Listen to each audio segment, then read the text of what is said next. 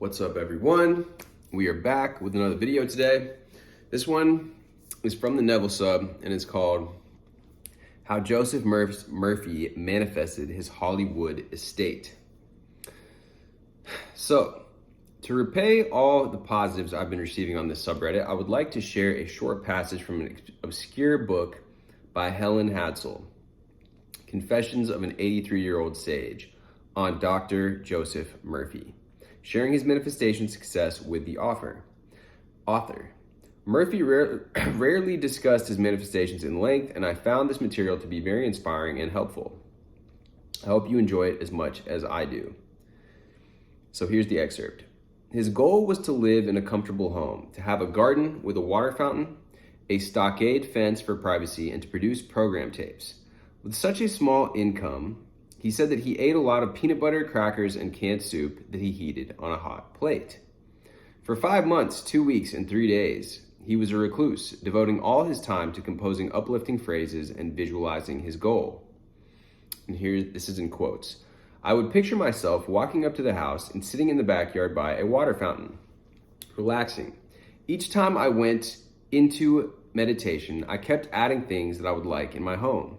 Original artwork, oriental carpets, a library with books from floor to ceiling, and a circular staircase that would lead me upstairs to a massive bedroom overlooking the Hollywood Hills. And yes, a room upstairs that would be soundproof, stocked with recording equipment, and plenty of tapes so I could make self-help tapes covering all subject matters. That sounds like a dream for me, too. One day, a knock on the door brought him out of his reverie and turned out to be the answer to his programming that included everything that he had been visualizing since being on his own. An attorney representing a client that recently died told him that he was the sole heir of their estate. The attorney had contacted the radio station for Dr. Murphy's address, and he had no telephone. While he began explaining how all this came about, I sat back, pinching my arm to assure myself I was awake. The woman and I had never met. She was not a member of any church. The attorney told me that she heard me on the radio. In fact, she had written down the messages that I had composed and read daily. I went into the radio station once a week and taped them for later airing. The messages made such an impression on her that she wanted me to continue my work in broadcasting and writing, he explained as he sat, chewing on his cigar. And then this is in quotes again. Are you ready to see what you inherited? You are going to be quite surprised, the attorney said as he drove me towards the Hollywood Hills. All I could think about was, now I can make tapes that will benefit and uplift the listeners. I was in total shock. Not that my programming had come to fruition, but it took such a short time. Everything I had programmed for it manifested. I almost blew it after we entered the home, and I saw the circular stairs leading to the second floor and asked, is there a soundproof room upstairs? Intense astonishment touched the attorney's pale face. He asked, have you been here before? How did you know there's a recording studio upstairs? That's a desire I've had for some time, making tapes of positive affirmations. I found the majority of people have to read or hear something over and over before it sinks in. Listening to tapes repeatedly will help change their mindsets, I explained. Not only did I inherit all of the material goods, there was a clause in the will that took care of the taxes and a monthly upkeep of the property. He chuckled with happy memories as he related his story. And I just love this excerpt from this book. I've heard of Helen Hadsell before, and I think I actually made a video on her quite a while ago. But this is a little golden nugget, and it's very relatable for me.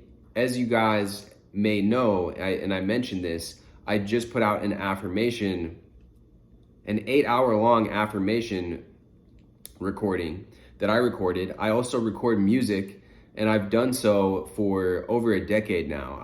I fell in love with it when I was really young, and basically, I firmly agree with this. Dylan James, he also has been putting out, and I know I did a video on him as well, but he's a firm believer as well in the allowing the affirmations to seep into your subconscious as well. We hear this from Dr. Murphy, that's he had this goal that he wanted to have this recording studio so he could make affirmations.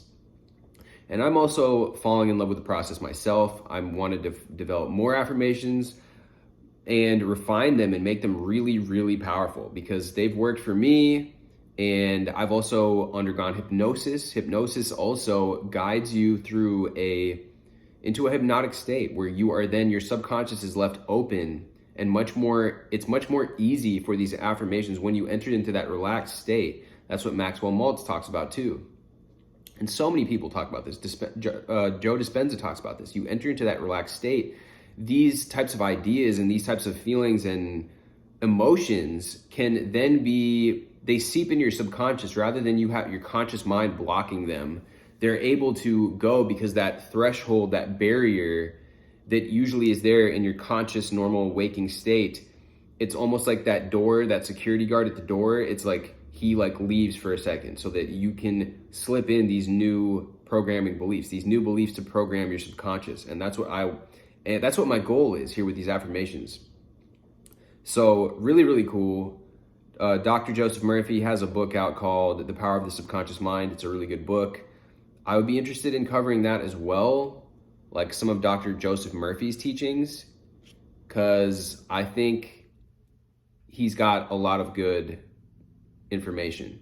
Anyways, guys, I hope that you guys enjoyed this little excerpt from this book, and let me know what you guys think in the comments. Drop me a like, drop me a subscribe if you haven't already, and I will see you guys very, very soon. Lucifer.